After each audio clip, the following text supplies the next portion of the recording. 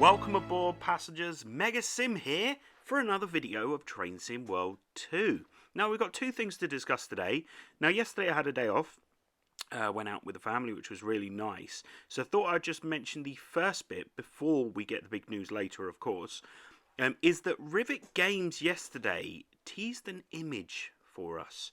So if we look at this image is of a bridge with some greenery on the top of the bridge and then steps going down and some nice trees and things like that in the background.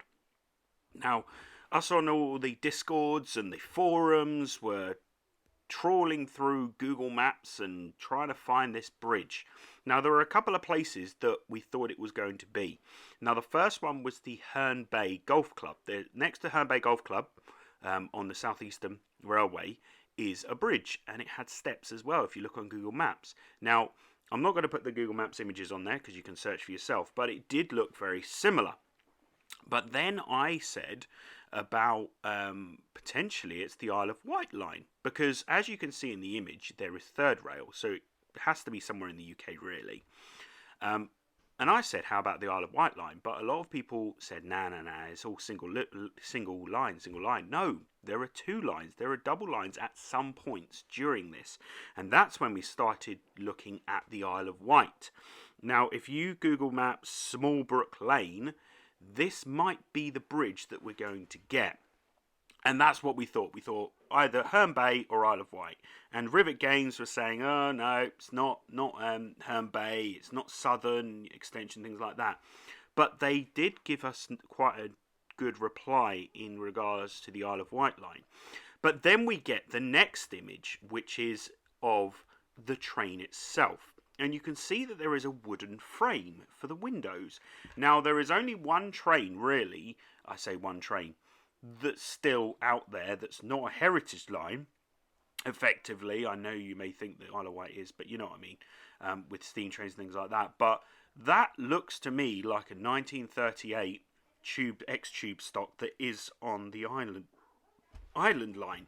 Now, if we look at images of the train itself, as you can see, it's in a gorgeous red with the yellow front and the white top. Now, if you see some of the images and videos online, there's a few of them that are quite rusty and quite, badly, thingy in terms of needing future restoration. But if you notice this image here of inside the X1938 tube stock, which actually is called the Class 483 because it was redone. But if it ends up being the Isle of Wight line, we'll probably do a video on about it. Anyway, so as you can see, you've got wooden windows. And again, we'll look at this other image, wooden windows. So we really do think it's the Isle of Wight line. But we will find out later when the roadmap is released, and we'll take a good look at that later today. So I wanted to get that out there. So potentially, Rivet Games are introducing the Island line. It is only 8.5 miles long, so not sure what to think of that. If it should be full price, is it just this train that comes with it? Is there the Viva Rail 484 that's coming with it? Not sure, but we'll deal with that when we get to it. But just thought I'd showcase those teaser images. But now to the main part. So last night we had gameplay of the Sandpatch Grade. Now, Sandpatch Grade is the third on my list in routes that are coming out on Train Sim World 2. But I watched it and got a few points from it. Now, we already know what those trains kind of do, the GP38s and things like that. Switching freight, stuff like that. But I wrote down a few points that we would, it would be good to mention. So the first one was the brakes. Now, if you press X or square, so X on Xbox or square on PS4, you can choose what brakes you're going to be using, like independent and train brake and stuff like that. Now, on the bottom right of the HUD, every time you press that, it highlights it and greys out the others to show you what brake you're on, which I thought was really, really good. So yeah, that was quite nice. I thought that was good. We were asking Matt to, especially with the wheel slip and the emergency brakes and stuff like that, we were saying, give us some sparks. And he says, it's really difficult to give sparks, especially on the AC4400 because of the anti-slip. But we never got to see the sparks. So they did a big thing on sparks on the sandpatch grade. So I was quite surprised that they didn't show that off. So we're going to have to do it ourselves at another time. Now, they are the same sounds as before on the old sandpatch grade. There has been a little remixing, but the core samples are the same. But they did have to put the audio in again because of the new version, the revamped version of sandpatch grade. Now, one question we tried to get out of them, and we finally did, was motion blur. So we know that the wheels have a weird motion blur because Unreal Engine can't blur in circles. It can only blur in lines. So on the PC you can do it, and we have finally got confirmation that you are able to turn it off on PS4 and Xbox only with a keyboard by pressing Control and F2. So that's Control and F2 to switch off motion blur, just in case you want that. We also finally had the response that I was annoyed about a few months ago. Remember, we were on the DBBR 204 and kept failing. I fell out the train. There is a feature on PS4 and PC which was Control plus 0. So Control and 0, and it bumps you back into the cab. So if you fall out the cab, you walk off, you press Control and 0, doom, you go straight back in.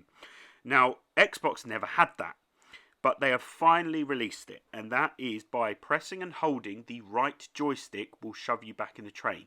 Now, they were like, oh, why would you fall out the train? That wasn't my fault. I was walking to try and find Sifa and fell out the wall of the train.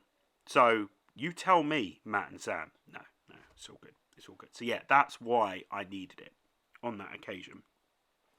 Now, there is a difference between the graphics on the PS4, on the console, on the PC, but that is more of the things further away. So things up close look amazing, both of them, but things further away, just a little less resources for the game just because of the console processor, but still perfect in terms of the frame rate.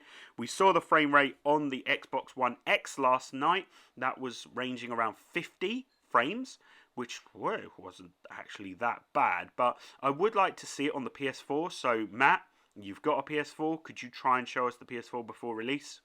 Probably won't happen, but I will be trying it definitely on Thursday. One question I did have for them, which they replied, was why was East Coast Way on the deluxe edition? Why East Coast Way? And they said that it's actually one of the best routes they've done for Train Sim World.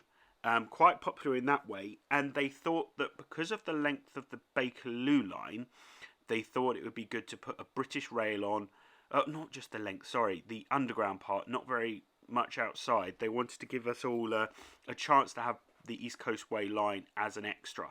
I think it's also good because if you don't have it, so I have it on Xbox but not on PS4, so I'm going to get it on Deluxe on PS4, because you can then use the trains on Scenario Planner, so you know, the 377, on the Bakerloo Line, on the outside bit. Sounds quite good. You know, pretend it's the overground. So that was good. The last question I had, which please clarify for me in the comments below if you heard the same thing. My question was, the GP38 on the sandpatch grade is the same GP38 that is on the Peninsular Corridor. So we know that the preserve lines don't have livery designer. But does it mean that if you livery design a GP38, could you use it on the Peninsular Corridor? And they actually said yes. They said, yeah, it will work. But did I hear that right? Or were my ears deceiving me? And I'm thinking, was it? Wasn't it? Anyway, let me know. I think that's what they said. So the GP38-2, which is on the Peninsular Corridor, if you've created a livery designer version of it, for sandpatch grade, it will be available on, because this was the question, timetable mode, because Matt said, yeah, on timetable mode, and Sam went, no, on timetable mode, because that's what I was asking. So yeah, let's see what happens. But yeah, leave a comment if you heard that as well, just to confirm that for me. But yeah, that was the sandpatch grade. Now, that was all I got out of it. Oh, no, there was one more. with the scenario where you've got free roam all day in the switching, you just need to be aware that if you are starting an engine on cold and it's just sitting there, please sit down first in the cab, then stand up, then everything will start becoming animated.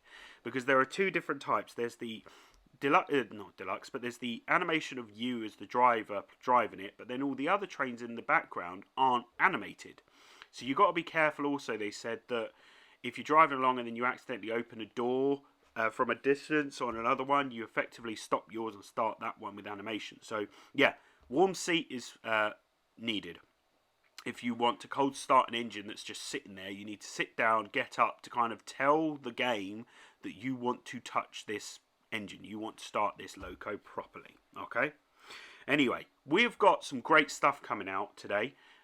We've got the roadmap, as we know, that's coming out early this afternoon, so we'll hopefully do a video on that.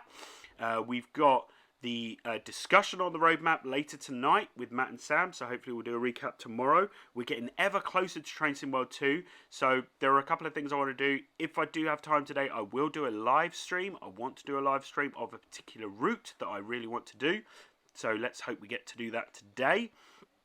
But yeah, don't forget to subscribe for more videos from Mega Sim, and also like this video. Ring that notification bell, ding-a-ling-ding-ding, for more videos. And we are on Instagram, Twitter, and Facebook at MegaSimUK. Finally, we are 2 days till we get to Train Sim World 2. And I've forgotten one more thing, one more very important thing.